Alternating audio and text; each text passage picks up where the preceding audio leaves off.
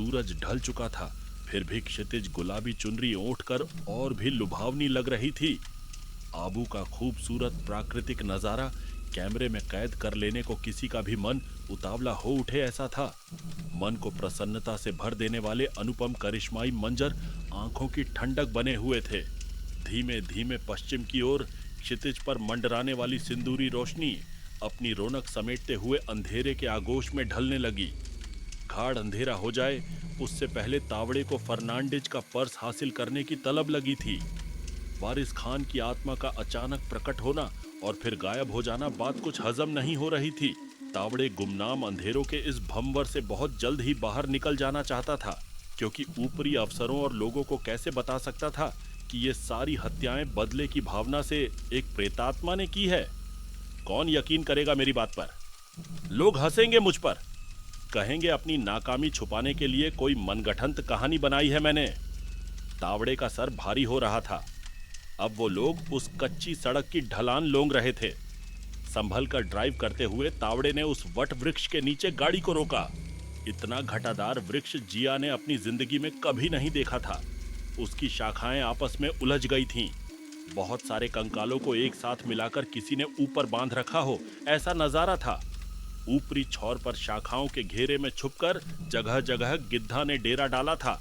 उनकी डरावनी आवाजें इस वीरान जगह को काफी भयानक बना रही थीं। इन गिद्धों से बचकर रहना है, तावड़े ने ऊपर नजर उठाते हुए कहा। ये मानव भक्षी गिद्ध है, अकेले इंसान को देखकर उस पर ढावा बोल देते हैं। तावड़े की बात सुनकर जिया की रूह कांप उठी। फर्नांडीज की टंगी हुई लाश को जहां से उतारा गया था, ठीक उसी जगह भूमि पर जले हुए काले पन्नों को तावड़े उथलाने लगा, बिखेरने लगा। कुछ ही पलों की मेहनत के पश्चात उसकी आंखें चमक उठी। अपने हाथ रुमाल से तावड़े ने पर्स को उठाकर अपनी जेब में रख दिया।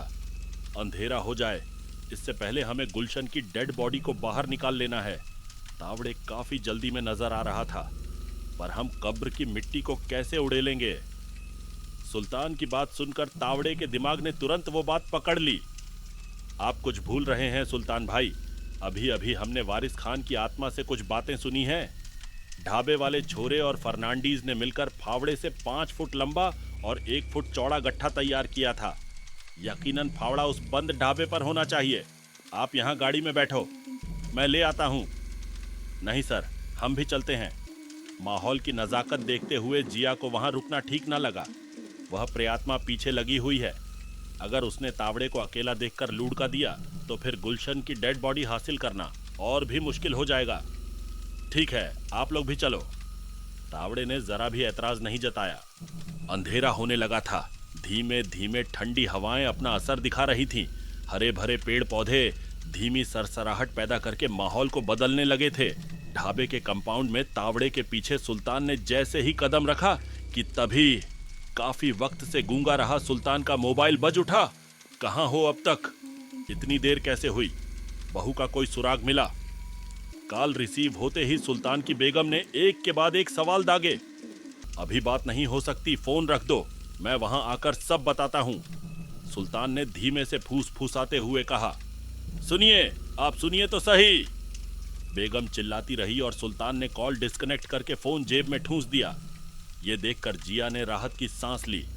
ढाबे पर मसानी सन्नाटा छाया हुआ था। धीमे धीमे छा रही धुएं की परत ने ढाबे को हल्का सा ढांप दिया था।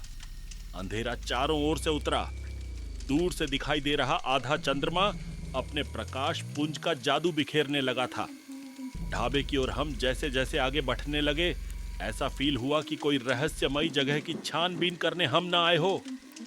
चंद्रमा की बिखरी चांदनी में किसी छलावे की तरफ एक झलक दिखाकर गायब हो जाने वाले चमत्कार बार बार डराने में सफल हुए थे। चंद कमरों वाला ढाबा इस वक्त कोई भुतहा खंडहर की भांति प्रतीत हो रहा था। फावड़ा यहीं कहीं छुपाया होगा, हम उसे ढूंढ निकालेंगे, पूरी मक्कमता से तावड़े कह रहा था। मुझे नहीं लगता डेड बॉडी को जमीन में दफना देने के बाद इन लोगों ने फावड़े को कहीं भी रखने की गलती की होगी।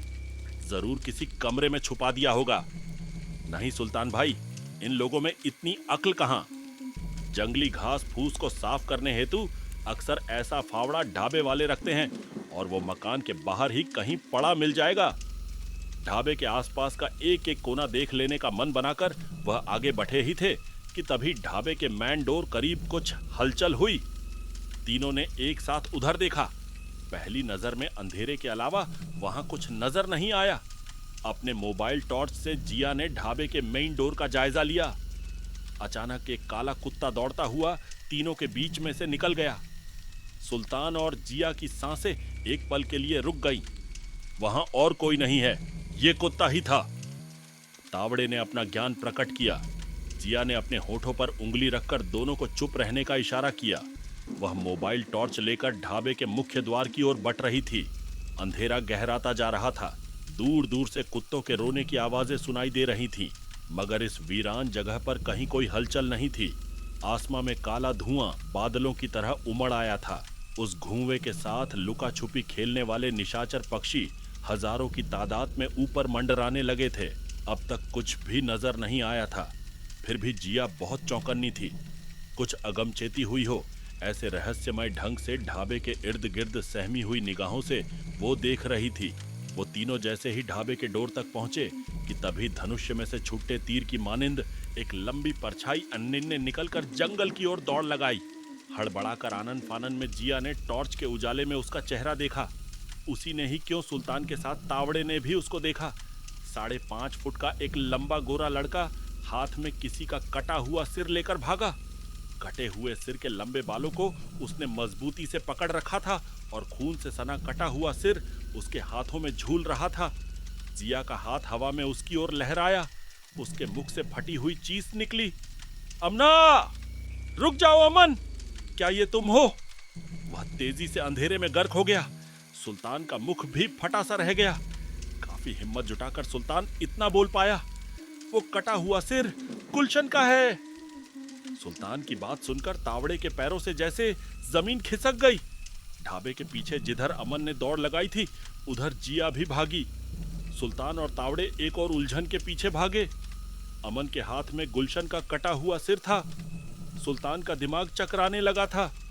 क्या इन सभी घटनाओं का जिम्मेदार अमन था? अमन ने जिया और खलील के प्रेम संबंध से विचलित होकर कोई चाल चली थी। हमारे साथ ही उसकी उपस्थिति का मतलब क्या था? सुल्तान की बेगम आखिर क्या कहने वाली थी? इन सभी सवालों के जवाब जानने आपको इंतजार करना पड़ेगा। वो कौन थी के अगले अंकों का? अपने दिमाग पर जोर दे और मुझे बता सकते हैं आखिर कौन है जो इन सब के पीछे जिम्मेदार हैं।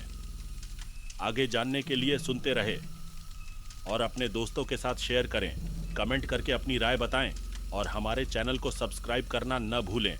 धन्यवाद।